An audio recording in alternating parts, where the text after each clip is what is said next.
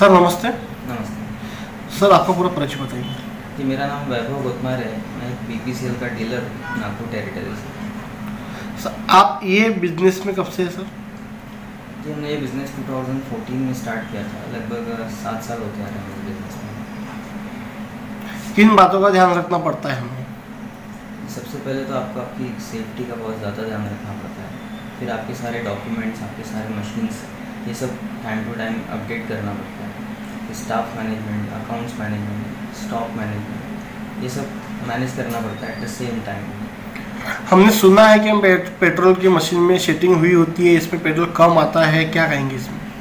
I don't think so. मैं personally तो इस बात को नहीं मैं नहीं मानता हूँ। कैसा है, अभी की जो मशीन्स आ रही है वो पूरी तरह टेम्पर प्रूफ है और पूरी तरह ऑटोमाइज्ड है, जो कि कंपनी के कंट्रोल में है।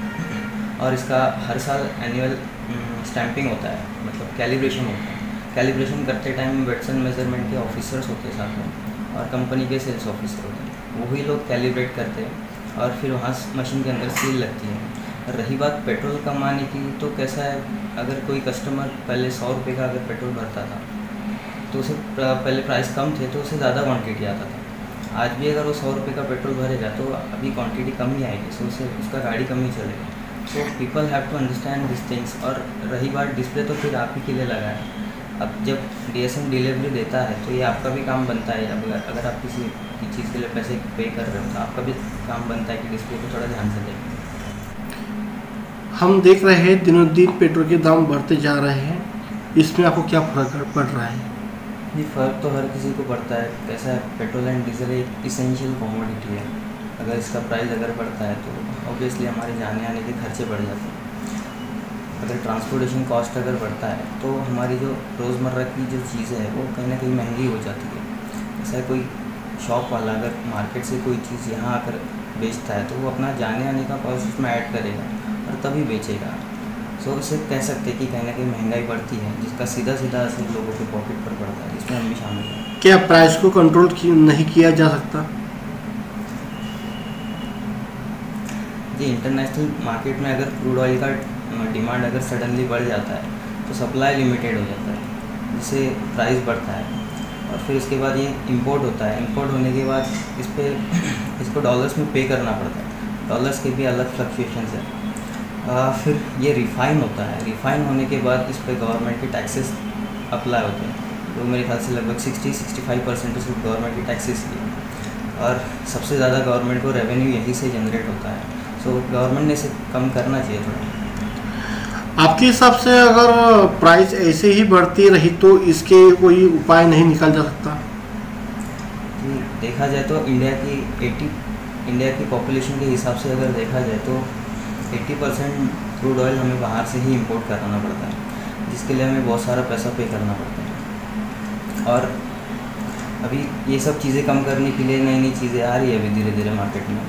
अभी पेट्रोल में इथेनॉल मिक्स होकर आता है, जो यही हमारे इंडिया में बनता है हमारे किसानों द्वारा। बायोडीजल्स आ रहे धीरे धीरे, और इलेक्ट्रिक व्हीकल्स आ रहे धीरे धीरे मार्केट में।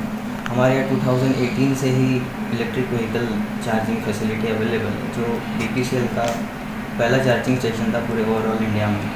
तो मैं कह सकता हूँ कि I am ready for the future. Lockdown के टाइम बहुत से सेक्टर को प्रॉब्लम हुई थी, पर उस टाइम पंप चालू थे, क्या आपको इसका फ़र्क पड़ा था? जी, फ़र्क तो हर किसी को पड़ा है। पूरी दुनिया पर इसका फ़र्क पड़ा कहीं ना कहीं। सबसे ज़्यादा फ़र्क मुझे मेरे ख्याल से जो माइग्रेंट लेबर्स थे, जिनका रोज़ का कमाना और रोज़ का खाना उन्हें हुआ है। और बाकी की जो अगर बाकी के सारे सेक्टर्स अगर देखें तो फिर चाहे बैंक सेक्टर हो, एफएमसीजी सेक्टर हो, ऑटो सेक्टर हो, सारे के सारे डाउन हो गए थे सडनली। हमारी भी सेल्स लगभग 10% पर आ गए थे। हमें भी ना चाहते हुए भी सारे लड़कों को बुलाना पड़ता था, पूरी सैलरी देनी पड़ती थी, और उनके घर के प्रॉब्लम भी हमें कहीं ना कहीं सॉल्व करने पड़ते थे। सो ये सब चीज़ें नॉर्मलाइज हो ही रही थी। तो सेकेंड वेव आ गया, अभी थर्ड वेव आना बाकी है। So we have to ready for this as well. क्या आपको लगता है इलेक्ट्रिक व्हीकल फ्यूचर में ये सक्सेसफुल हो सकता है? जी, देखा जाए तो फ़िलहाल इंडिया में इलेक्ट्रिक व्हीकल के लिए जो इंफ्रास्ट्रक्चर जो चाहिए वो फ़िलहाल नहीं है, और इसे टाइम भी लगेगा। कैसा है ना, कहना तो नहीं चाहिए, बट ऐसी बहुत सारी जगह है जहाँ ढंग की सड़कें भी नहीं पहुँची। तो इसे पहुंचने में टाइम तो लगेगा। एक तो ये व्हीकल एक तो महंगे है, और इसका पर्टिकुलर डिस्टेंस पे जाके अगर ये डिस्चार्ज होता है व्हीकल, तो वहाँ फैसिलिटी रहना ज़रूरी है। और ये सब हो भी जाए तो इसे चार्ज होने में लगभग 1 से 1.5 घंटा लगता है। सो आज के इस फास्ट फॉरवर्ड ज़माने में लोगों के पास इतना समय तो है नहीं कि इतना देर रुके और गाड़ी चार्ज करो फिर आगे बढ़े। अब हमारे यहाँ भी दिन में हज़ारों गाड़ियाँ आती हैं। सो अगर एक गाड़ी को अगर इतना समय लगेगा तो ये तो सोचने वाली बात है। आपके हिसाब से कोरोना से हमें क्या सीख लेना चाहिए था? वैसे तो लोग समझदार है, बट फिर भी एक चीज़ कहना चाहूँगा कि आज की इस महंगाई के ज़माने में सबसे ज़्यादा आप अपने हेल्थ और वेल्थ का ध्यान रखिए। मैं अभी कुछ दिन पहले हॉस्पिटल में था, मुझे भी कोरोना हो गया था, लगभग 2 लाख रुपए का बिल दिया था।